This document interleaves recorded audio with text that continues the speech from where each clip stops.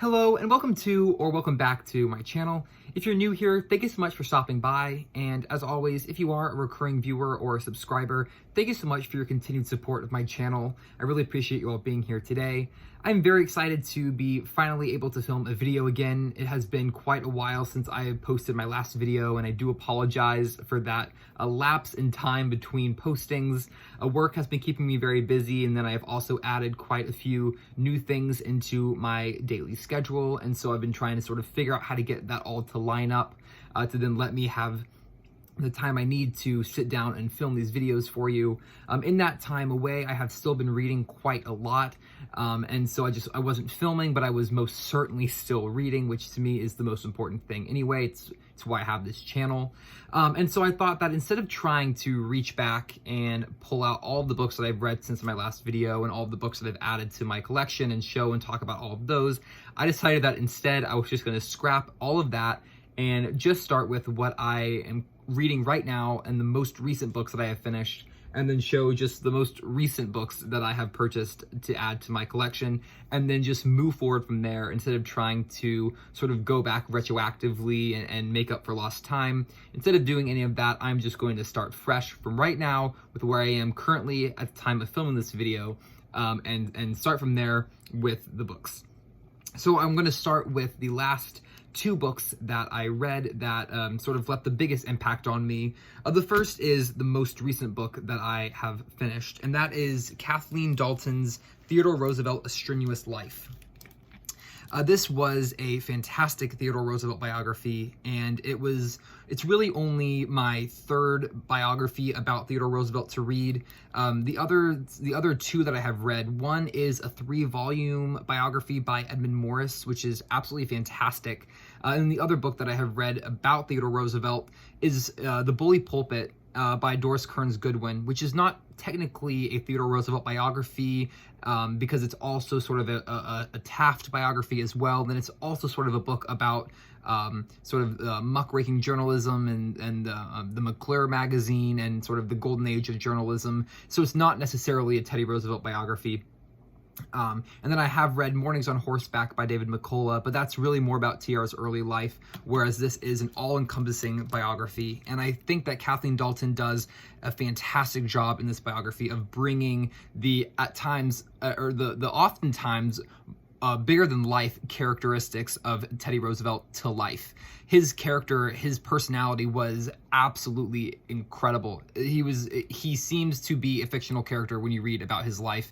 And I think Kathleen Dalton does a good job as well of humanizing Teddy Roosevelt. He did a lot of sculpting of his own narrative and sort of writing for posterity when he was alive to sort of sculpt the image and the sort of the public image that we have of him now, and that the public had of him then, to be a very larger than life caricature of a man. And so I think that Kathleen Dalton does a good job of sort of scraping back the veneer and giving us a look into Teddy Roosevelt's life as he really was. And there are many aspects of his character that are quite sort of almost fictional feeling, sort of his aspects of his personality and even stories of his life that seem incredibly hard to wrap your mind around that happening.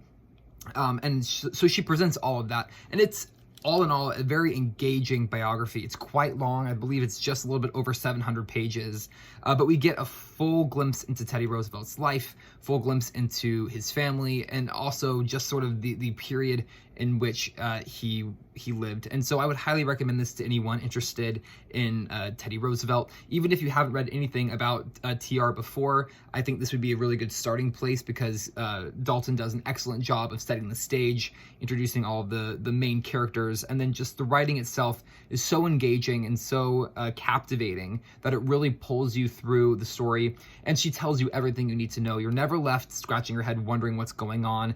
Any information that you need to have, if you feel like you're confused, just read a couple more pages and you'll be given the information that you need. And that's something that I really loved about this biography. Then the next book that I want to talk about that I recently finished is Just Send Me Word by Orlando Figes. I read this one, I think it was maybe 2 weeks ago, 2.5 weeks ago that I finished it, and it was absolutely phenomenal. So it's essentially the love story of a couple, Lev and Svetlana, I believe. Yes. Who were separated by Stalin's gulag. He was interned in the gulag for, I believe it was 9 years. And this is essentially the story of their struggle to stay connected with one another and the ways in which they were able to smuggle, I think it was something like 2,000 letters between the two of them over that time period, and how Svetlana was even able to sort of sneak herself into the camp to see Lev on 2 separate occasions. And then sort of just a very brief history of the Gulag itself, a brief history of sort of the ending of Stalin's regime and the entering into a more modern Russia. Really interesting. And it's Orlando Figes. He's one of my favorite historians, particularly for this region of the world. And so I would highly recommend this. It's a quick read as well. It's just over 280 pages, so it reads very quickly. And it is chock full of the actual letters, which I loved. So you can get the total sense of who these two individuals were, and then the way that Figes then weaves those letters in through the narrative that he has created is absolutely fantastic. So I would highly recommend this. Then, as for the 2 books that I have added to my library, the first is the Modern Library Classics edition of Catherine the Great's Memoirs, which I am very excited to read. It has this, it has one of these stupid stickers that I'm not going to be able to get off because it's going to ruin the integrity of the cover, which is quite annoying. But other than that, it's in pretty good condition. I got it off of Thrift Books. I've been searching for an edition of her memoirs for about 1.5 years now, and I haven't been able to find one. And then finally one came up on Thrift Books, so I snagged it the moment I saw it. I was very excited to get this. So I'm not sure when I'm going to be reading this, but whenever I do, I know I will be talking about it because I'm quite excited. Then the next is Edward Rutherfurd's Russka, the novel of Russia. So I have Edward Rutherfurd's New York, and then I saw this one on Thrift Books, and I thought, why not? I haven't read New York yet, but I might as well get another one. I have a feeling like I'm going to really enjoy his writing style. At least in New York, I flipped through a little bit and read some sections, and then I did likewise with this book when it showed up. And this is another one that I picked up on Thrift Books. I was not aware of how large it was, so when it showed up at my doorstep, this giant brick, I was a little intimidated at the beginning. I'm not gonna lie. I'm very excited though. I believe it's a little bit over 800, or maybe, let's see, it was 900 something pages, 940 pages. So it's quite a brick. I don't know if this is even going to be read this year. This may be pushed into next year. But I was really excited. I was obviously interested in the subject matter, and Edward Rutherfurd has been talked very highly of, I know, and I've read lots of great things about his novels, particularly his novel New York, which is why I picked it up. And then seeing this one, I decided to go ahead and add it to my library as well.